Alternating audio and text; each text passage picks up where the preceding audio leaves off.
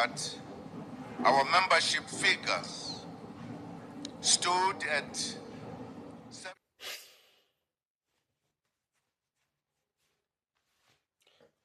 Greetings to the retail investor SA subscribers. Greetings to those who support, and greetings to those who are first-time viewers. I wholeheartedly and heartfeltly welcome you to the Retail Investor SA.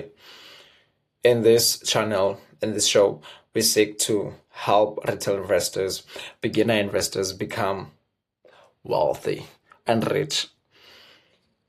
And we do that not by providing you with a nyoga or with a genie. No, we do that by providing you with the information, the education, and the research that will enable you to become wealthy. You know, Capitec was listed in 2002. And when it was listed at about R2.35. Do you know how much Capitec is selling now in 2026? 2 rand, 4 rand, 5 rand? No, it's selling at about 5,000, to be exact, about 4.5, 4.6. I mean, that's a huge success considering there were banks before Capitec, Absa, Standard Bank, and FNB. But those companies are selling at about 400, 100 some, and some 200. But Capitec surpassed them so much, and you wouldn't believe it at all. And the way Capitec started, they started by providing credit loans, unsecured loans to the masses, to the majority of South Africans, which at that time most of the banks neglected. So Capitec capitalized. I'm not selling this book or I'm not advertising it, but I'm just showing like where I get the information, like on Capitec. That is the book. It's Talking Giants. So all the information I got there, I mean, it's a nice read, totally. And especially for an entrepreneur, someone who's into investing, you get to know how Capitec started. It's really motivating. But I'm not going to be talking about Capitec in this video. But Capitec started by providing loans to the majority of South Africans, which at the time didn't even have bank accounts. It is estimated about 80% of the population at the time didn't have bank accounts. People were using cash.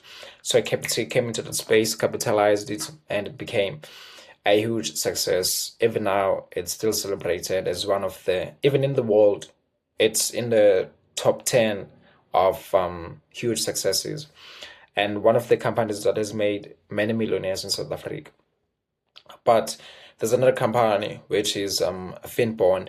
It's also a company that is providing credit in South Africa. It's a South African company, but it also provides credit in the North America, in Latin America, and it has many branches.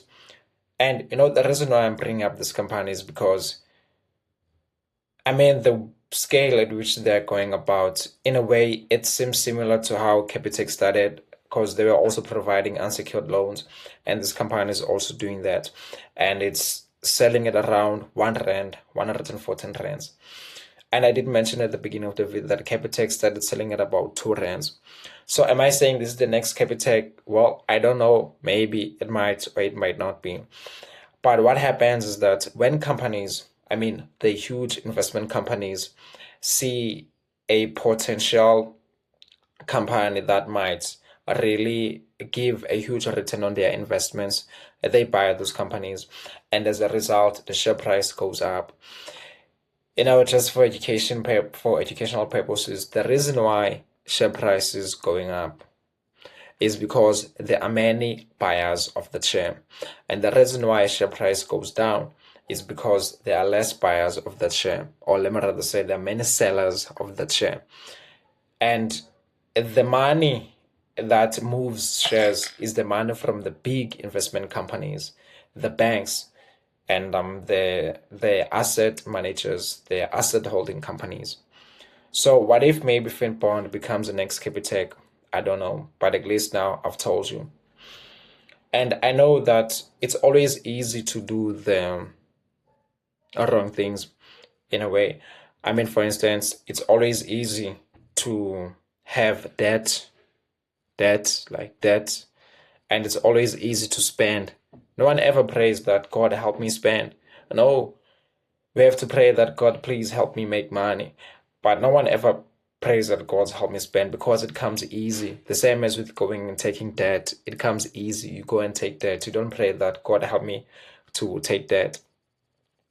And also with investing, it's hard to invest. It does not come easy. Someone has to get inspired. But now, because the share price is selling at 200 rands, I'm not saying buy the share, obviously. I mean, do you think this is investment advice? Not at all. This is research. And I hope that's been helpful. Now let's go.